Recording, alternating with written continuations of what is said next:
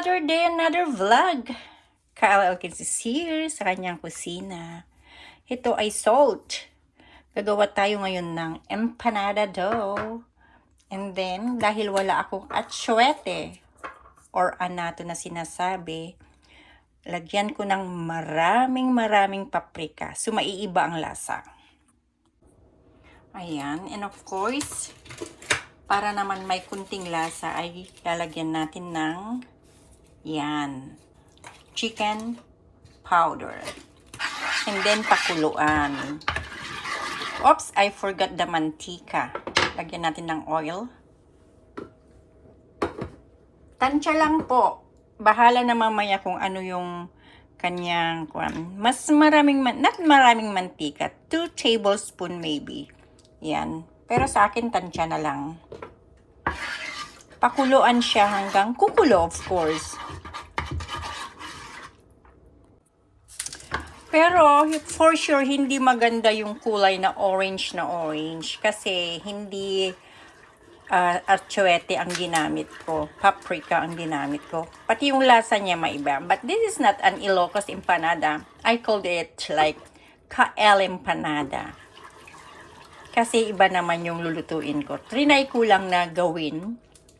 Because the first time I made this, ay nasarapan ang mga anak ko. Pero hindi rice flour ang ginamit ko. Rice flour, but ako ang gumawa from scratch. But this time, ilalagay ko yung rice flour na nabibili. Talagang giniling ko noon. So yan, malapit ng kumulo. And then that's the time na idagdag natin yung flour, rice flour. So it's boiling, ilagay na natin ang flour.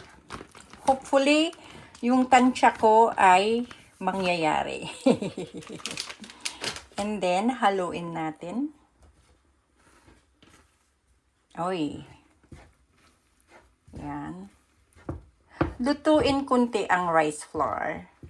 Para pag niluto na natin or iprinito na natin, ay luto na rin yung flour. I think kulang.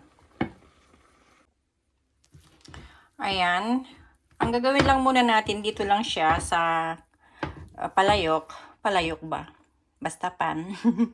And then, let it cool for a few minutes and then i-do. Gagawin kong i-massage natin or i-knead. Ganon. Knead. K-N-E-A-D.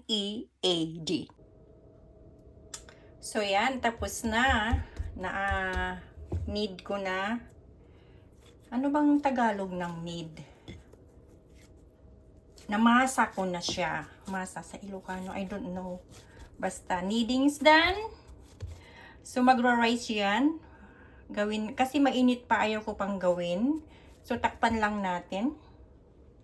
For like 30 minutes.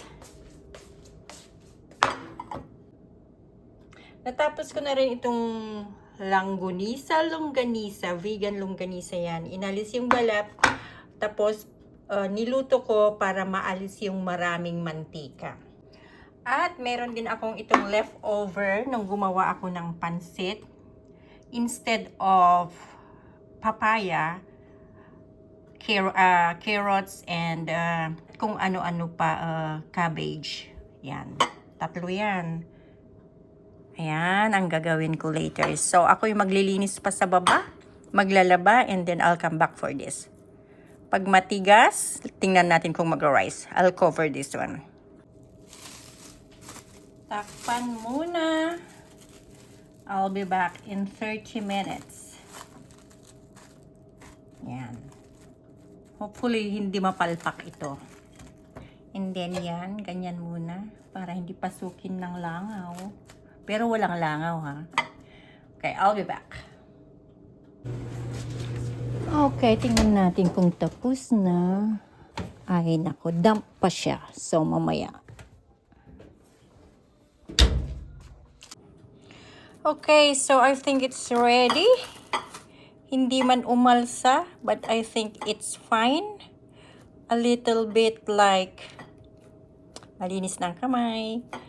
A little bit like, warm pa, but I think it's fine. Kailangan pag nagluto, agad-agad ilagay sa mga init na mantika. So, this is my chopping board. So, yan. Mantika is not ready yet. Papainitin hanggang mainit. And I will start na gumawa ng dough. It's my first time or second time na ba to? Pero yung una, palpak. So, yan. Lagay natin dyan. This is not Ilocos empanada, ha.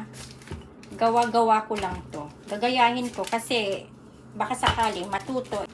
Ay nako, bilog sabi eh.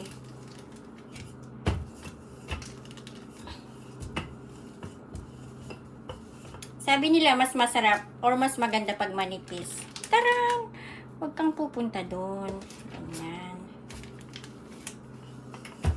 Dapat manipis daw. Para mabilis lang maluto.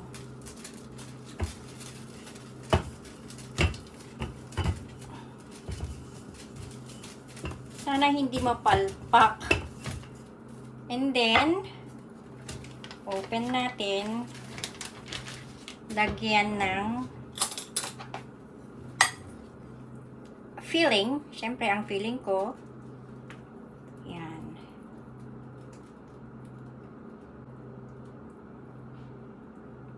Ay, yes. Butas ka agad.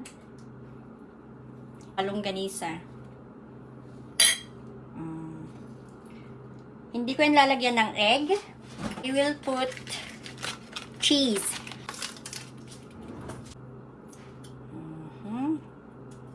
Pag hindi didikit ito means nakuha ko.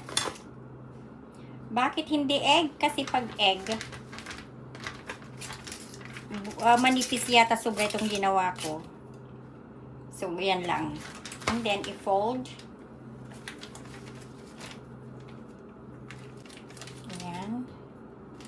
Hala, madinsamot.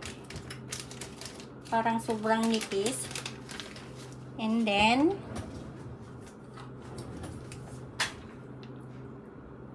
ikat natin.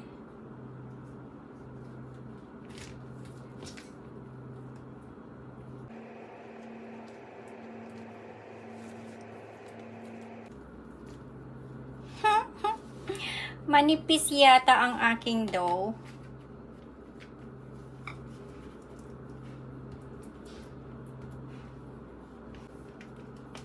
Lagyan ng konting flour.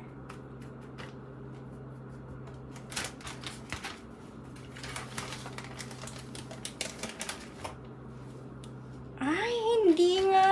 Hindi dumikit.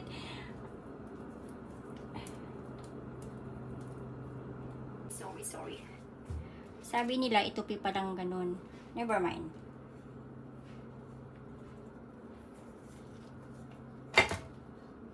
Hindi pa mainit, pero walang laki. This is big. Sample lang naman yan.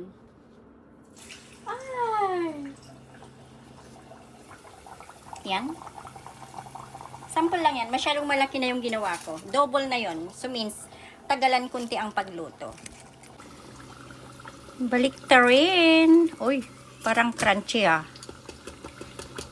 Parang masarap ha. Pero dapat medium heat lang. Hindi pwedeng naka-high heat dahil pag naka-high heat yan, mabilis maluto yung dough. Which is, hindi pa fully cooked kanina yung dough na ginawa ko. And, this one is a bit like na perfect. Pero hindi pa perfect. Tingnan natin kung ma-perfect ko pag nailagay ko na yung mga gulay at karne.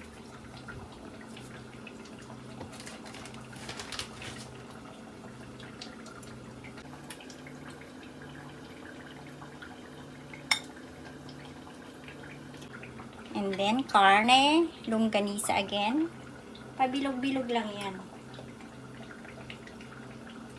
Sa gitna yung cheese. Kahit walang karne, pwede naman.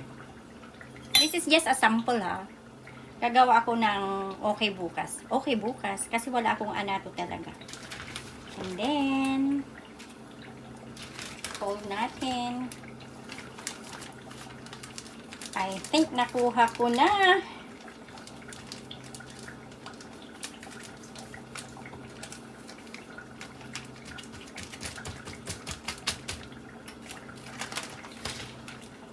Sabi nila i-fold dito, banda rito, i-fold na ganyan. Sabi nila.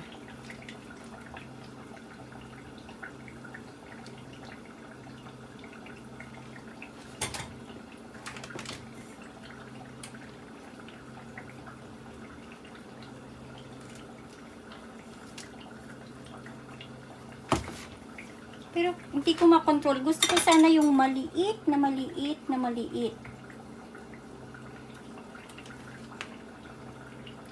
Ay, bakit hindi ko na isasarado?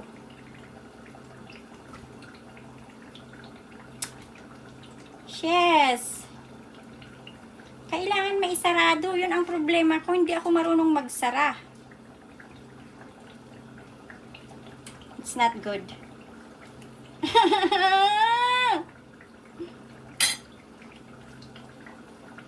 Palpak ulit. Ang pagsasarado ang hindi ko kaya. Gawa na lang ako ng maliit. Baka sakaling maganda.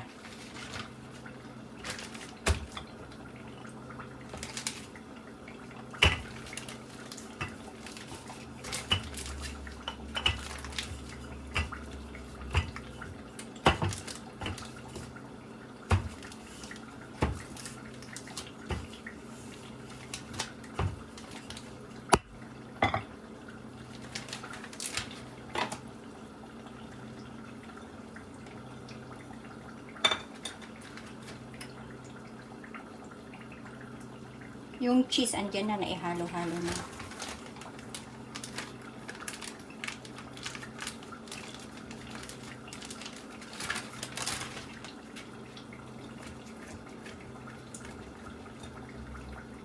Lumalabas talaga. Bakit?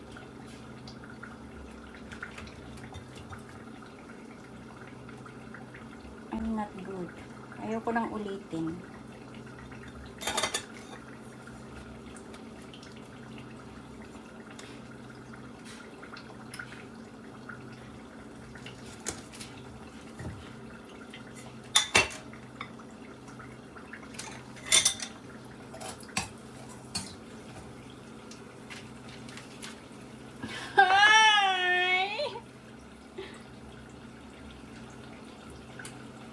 Never mind. Ayan.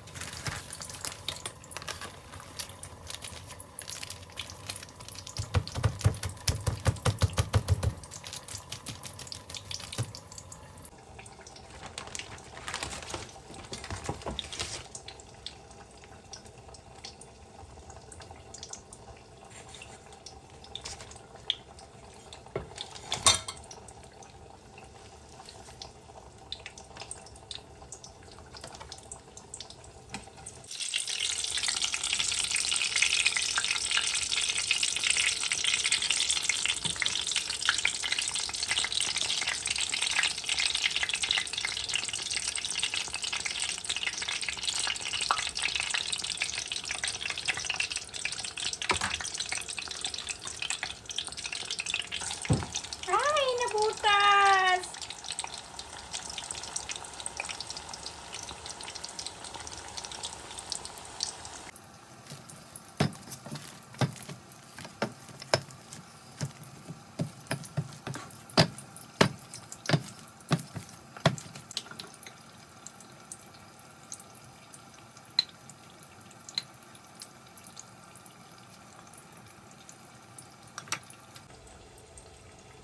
Minsan pag gumagawa ka ng isang bagay na gustong gusto mo, pero palpak, yung nakakawala ng gana. Pero kahit man palpak, pwede pa rin kainin. Yan lang. And the last 2 pieces, maybe gagawa ako ng egg. Yan. Nililiitan ko na. Kasi kulang ng dalawa yung aking kaldero. Next time, maybe sa palayok kong gagawin.